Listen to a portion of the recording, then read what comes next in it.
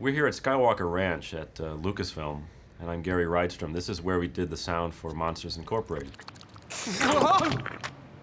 Oh, great. Monsters Incorporated being an animated film, there was no sound recorded when these characters are moving around because it wasn't real. So a big part of the job of the film is to create the soundtrack for this film and build it up from scratch to make you believe that what you're seeing is really happening, and all this stuff is funny and big and wonderful and dramatic. But it all is created in a place like this by putting bits and pieces of sound together and building them all up until what you see and what you hear seems real. My name is Tom Myers, and I was the co-sound designer for Monsters Incorporated with Gary Rydstrom. It's very much like painting a house. We lay down the foundation first, and the foundation would be the ambience and all the air and the environments. And you know, if they're outside, you hear birds and wind and trees and stuff like that. And then you lay on pieces at a time. Then we would do say the hard effects, which would be, in this instance, the doors riding on the tracks. The other layer is the Foley, which is sort of walking and footsteps and hand pats and things of that nature. Foley is a process that's been used in film business for a long time. With the Foley artists Denny Thorpe and Jana Vance watch the film, and in sync with what they're seeing on the film, they perform different sounds. A lot of it is footsteps. And you put these things into the track, and everything seems to come to life.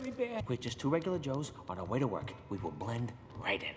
This is a synclavier, which takes real sounds. I record a sound in the real world, and I can play it on a keyboard.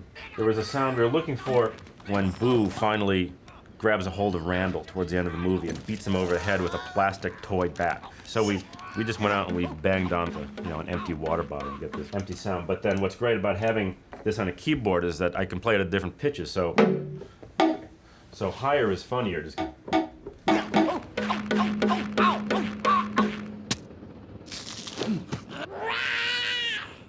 Looks like you're out of a job. There's a point where Sully is trying to escape from Boo. He's accidentally led her into the monster world, and he's running around. He's got all her toys draped around him, and he's trailing this little duck toy. Quack, quack, quack, quack, quack, quack.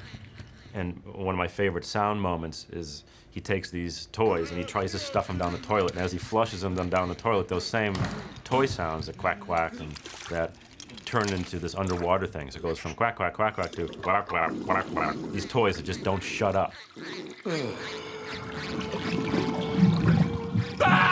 In Monsters Incorporated, the whole concept is that the source of energy all comes from children's screams. So in this, the introductory scene where we meet the characters talking, we had an idea of adding screams to some of the car buys. You would ultimately still hear the motor of the car, but if we play it at the right level, it underlines the basic idea of the film, that the source of energy for everything comes from kids' screams.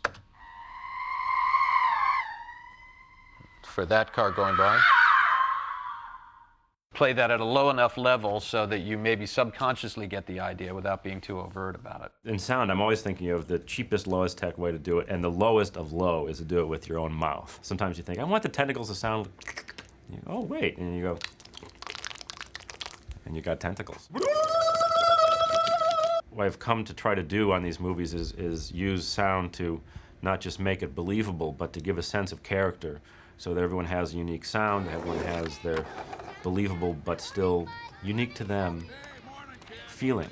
And it's great to work with all these different characters and give them all each an individual sense of sound. Oh, nuts.